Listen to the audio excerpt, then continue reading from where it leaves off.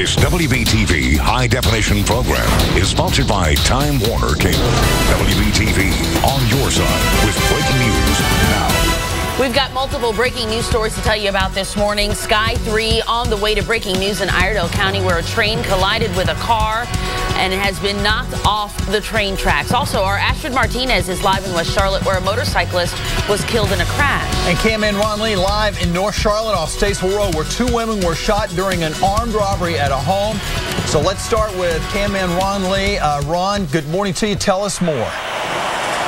Good morning to you as well, John. Well, the latest word that I got from the CMPD is that both of these women have been rushed to Carolina's Medical Center.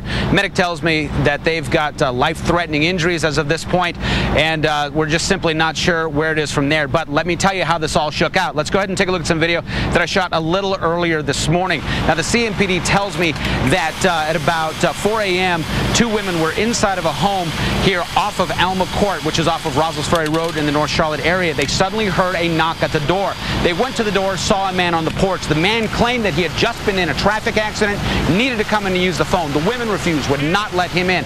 That caused some kind of a serious problem. The man then tried to shove his way in the door. The women fought back. They pushed on the door trying to keep this guy out. When the man realized that he was outnumbered and he wasn't getting in, CMPD tells me he pulled out a gun and opened fire, hitting both of the women inside of the home in the chest, possibly multiple times. That suspect then turned tail and ran as fast as he could. Medic responded and transported both of these women to Carolina's Medical Center. As I said, right now, as we speak, they are in surgery. Doctors are trying to save their life. Back here live, as you can see, investigators are still out here on scene, as well as homicide detectives going through the area, talking with people, seeing if anybody saw anything. If you have any information of where this guy took off to, you're asked to call Crime Stoppers. That number, 334-1600. On the road, I'm Cam Man, Ron Lee, WBTV, on your side. Ron, thank you. We'll check back in with Ron a little later in the show as well. Really quickly, we want to let you know how Isaac is doing in the Caribbean. Meteorologist Kelly Franson is live in the First Alert Weather Center with new data just released. Right, Kelly? We just got that update from the National Hurricane Center. Tropical storm Isaac sitting about 160 miles south of the Dominican Republic, so not too far away.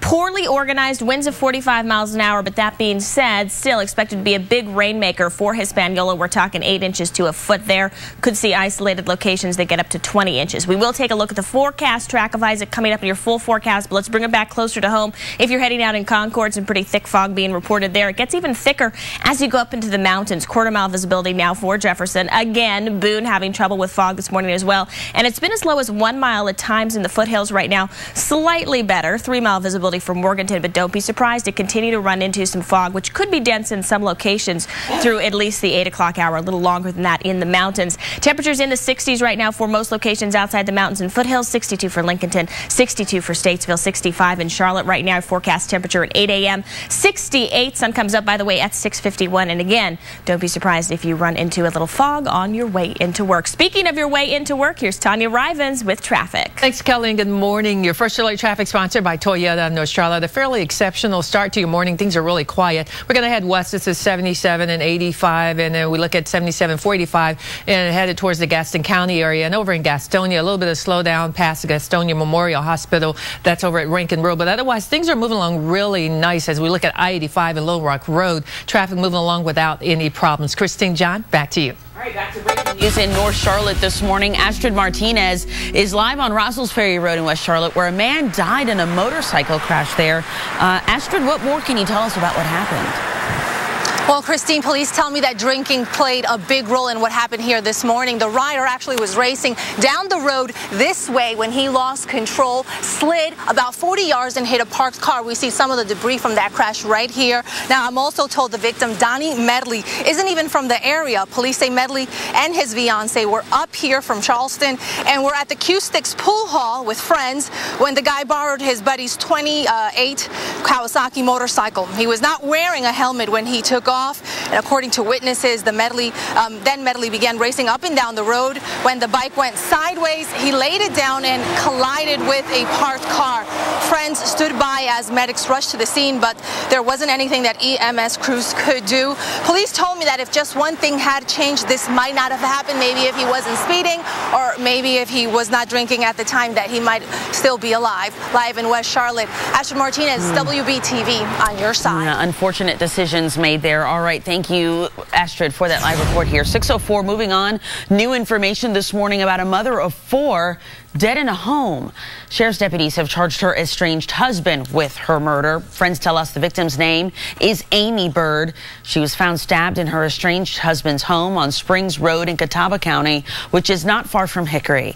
Deputies questioned Monroe David Bird Jr. and charged him with murder. The sheriff told us Amy went to go see Bird earlier in the day, and then when no one heard from her, friends started searching. We talked to a friend of the family. Supposedly, she came over here to sign legal papers and to receive some money from him, and that's why she came over.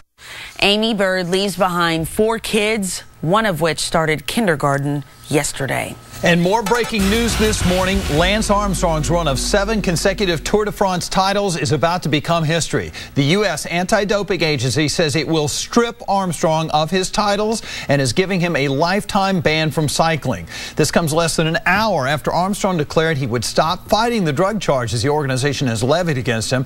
Now, Armstrong maintains he is innocent of all charges, but he says he's tired of the prolonged legal dispute. We have more details coming into the newsroom about this, and we'll be telling you more about that in just a few minutes. Well, this house on Arbor Point Drive in Indian Trail has become the latest raid site by the Department of Homeland Security. It's the 2nd Indian Trail home to be raided in just 10 days.